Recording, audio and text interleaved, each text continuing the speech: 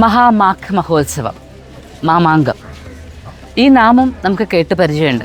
നമ്മുടെ ചരിത്ര പുസ്തകത്തിൻ്റെ താളുകളിൽ നിന്ന് നമ്മൾ മനസ്സിലാക്കിയിട്ടുണ്ട്. അല്ലെങ്കിൽ മാമാങ്കം പലകുറി കൊണ്ടാടി എന്ന പാട്ടിൽ നിന്ന് നമ്മൾ കേട്ടിട്ടുണ്ടാവും. പക്ഷേ അതായിരുന്നോ യഥാർത്ഥ മാമാങ്കം? അധികാരത്തിൻ്റെ മേൽക്കോയ്മകൾ സ്ഥാപിക്കുന്നതിന് വേണ്ടി നടന്നിരുന്ന മത്സരങ്ങളും ചോരൊഴിക്കലും മാത്രമായിരുന്നു അത്? അല്ല.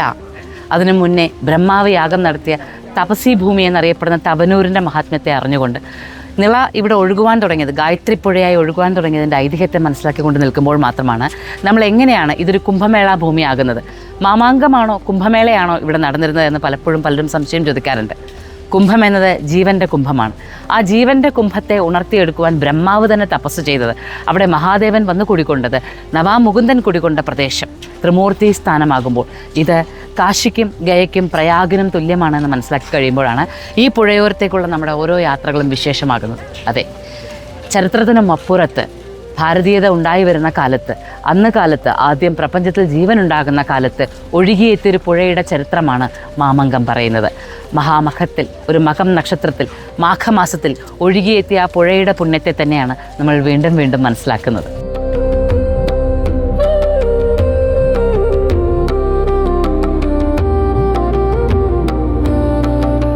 ഈ ജ്ഞാനവാഹിനിയുടെ തീരത്തെത്തുമ്പോൾ ഈ കാറ്റ് ഏൽക്കുന്നത് പോലും നമുക്ക് നമ്മുടെ സംസ്കൃതിയുടെ വലിയ പ്രചോദനങ്ങളെ, സ്പന്ദനങ്ങളെ പകർന്നു തരുമെന്നുള്ളത് കൊണ്ട് തന്നെ ഈ പുഴയോരത്ത് നിൽക്കുവാനാകുന്ന ഓരോ നിമിഷവും ഭാരതീയൻ അവനിലേക്ക് വരുന്ന യാഗത്തിൻ്റെ, യജ്ഞത്തിൻ്റെ നന്മകളെ, ധന്യതയാണ് മനസ്സിലാക്കുക. ഭാരതീയ സംസ്കാരത്തിൽ സേതുബന്ധനം അഥവാ ത്രിസ്ഥല സേതു എന്നിങ്ങനെ വാക്കുകൾക്ക് വലിയ പ്രാധാന്യമുണ്ട്.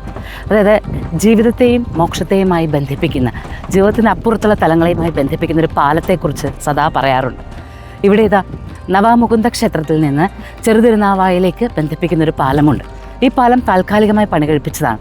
പക്ഷേ കുംഭമേളയ്ക്ക് എത്തുന്നവർക്ക്, അല്ലെങ്കിൽ മാമാങ്കം എന്ന മഹാമഖത്തിൻ്റെ മഹോത്സവത്തിനായി എത്തുന്നവർക്കെല്ലാം ഈ പാലം ഒരു പുഴയിലൂടെ കടന്ന് മറുകരയിലേക്ക് എത്തി നവാമുകുന്ദനെ തൊഴുന്നതിൻ്റെ പുണ്യം, അതിനുമപ്പുറത്ത് മോക്ഷദായിനിയായ പുഴയിൽ സ്നാനം ചെയ്യുന്നതിൻ്റെ അമൃത സ്നാനത്തിൻ്റെ പുണ്യം, ഇതെല്ലാം ഒത്തൊരുമിച്ച് അനുഭവിക്കാനാകുന്ന മഹനീയതയാണ് നമുക്ക് ലഭിക്കുന്നത്. അതുകൊണ്ട് തന്നെ നമ്മളും ഈ പാലം കടന്ന് അക്കരയ്ക്ക് പോവാണ്.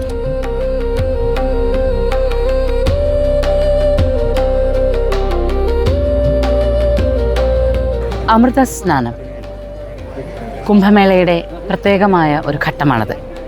എങ്ങനെയാണ് ഒരു നദിയിലെ സ്നാനം? നിളാസ്നാനം എന്നാണ് സാധാരണ ഇത് അറിയപ്പെടുക. എന്നാൽ കുംഭമേളയ്ക്ക് നടത്തുമ്പോൾ മാത്രം ഇതെങ്ങനെ അമൃതസ്നാനമാകുന്നു? അല്ലെങ്കിൽ പ്രത്യേകം ചില സമയങ്ങളിൽ മാത്രം അമൃതസ്നാനമാകുന്നത് എങ്ങനെയാണ്?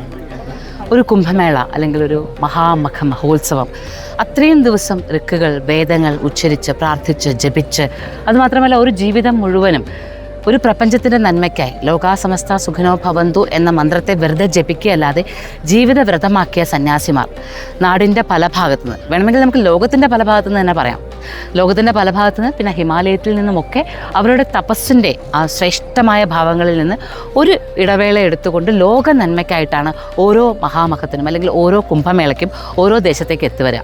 ഇപ്പോൾ തീർത്ഥരാജനായ പ്രയാഗ്രാജിലേക്ക് എത്തുമ്പോഴും, അതുപോലെ തന്നെ നമ്മളുടെ ഒരു ദേവതാ സങ്കല്പത്തിൽ നിൽക്കുന്ന നിളാ നദീ തീരത്തേക്ക് എത്തുമ്പോഴും ഒക്കെ അത് തന്നെയാണ് സംഭവിക്കുന്നത്. അപ്പോൾ അത്തരം സന്യാസിമാരെല്ലാം ഒത്തുചേർന്ന് നദിയിലേക്ക് ഇറങ്ങുകയും അവർ സ്നാനം ചെയ്യുകയും ചെയ്യുമ്പോൾ ജ്ഞാനത്തിൻ്റെ അമൃത്, കാരണം ഗായത്രി പുഴയാണ് ഇത് എങ്കിലും സരസ്വതീ സാന്നിധ്യവും ഉണ്ട് ഇവിടെ. സരസ്വതീ നദി ജ്ഞാനവാഹിനിയാണല്ലോ. അതുമാത്രമല്ല ഈ കാലം അത്രയും തപസ്സിലൂടെ നേടിയെടുത്ത ജ്ഞാനത്തിൻ്റെ അമൃത് സൂക്ഷിക്കുന്ന സന്യാസി വര്യന്മാർക്കൊപ്പം സ്നാനം ചെയ്യുമ്പോൾ ജ്ഞാനത്തിൻ്റെ അമൃതാണ്. അതുമാത്രമല്ല ജീവിതം എന്ന മഹാസത്യത്തിൻ്റെ അമൃത്, ജീവിച്ചിരിക്കുന്ന നിമിഷങ്ങളിലെല്ലാം സംഭവിക്കുന്ന മോക്ഷത്തിൻ്റെ അമൃത്, അതുകൂടിയാണ് നമ്മൾ നുകരുന്നത്. അതുകൊണ്ടാണ് അമൃത സ്നാനം വിശേഷമാകുന്നത്.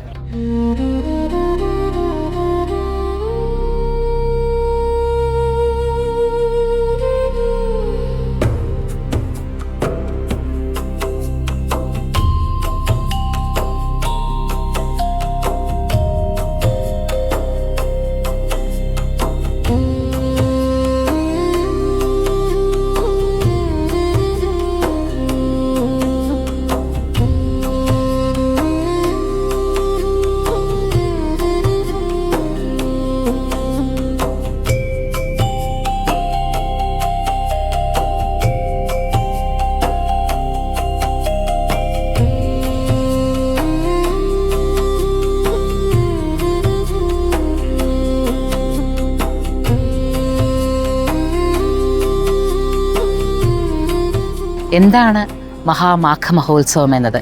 അതുപോലെ തന്നെ ഇനിയുള്ള വരാനിരിക്കുന്ന മഹാമാഘ മഹോത്സവങ്ങൾ എങ്ങനെ വേണമെന്ന് നമുക്ക് തയ്യാറാകുവാനുള്ള കാലങ്ങളാണ് ഇനി വരുന്നത്.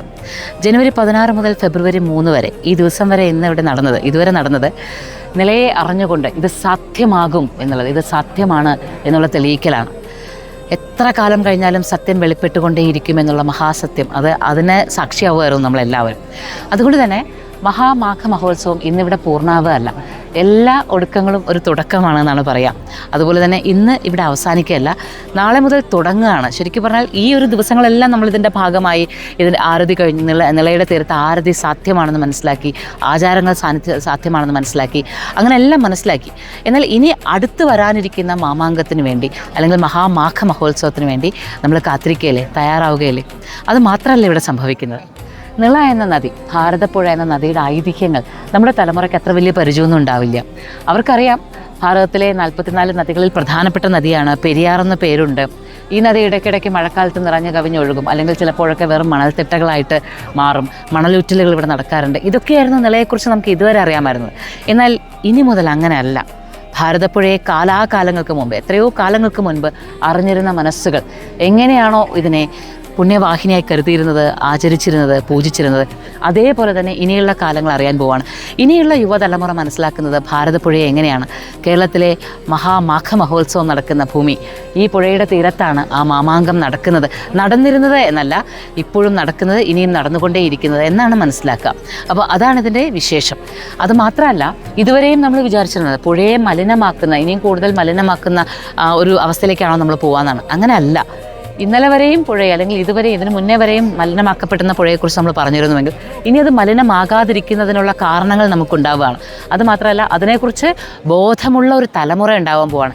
ഈ പുഴയുടെ തീരം ഉണ്ടാകണമെന്ന്, ഈ പുഴ ഒഴുകണമെന്ന്, അത് പുണ്യവാഹിനി ആയിരിക്കണമെന്ന്, ഇതിൽ മാലിന്യങ്ങൾ കലരരുതെന്ന് ബോധ്യമുള്ളൊരു തലമുറ.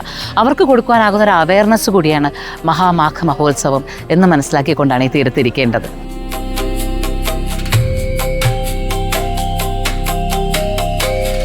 Moksha, Journey to the Self.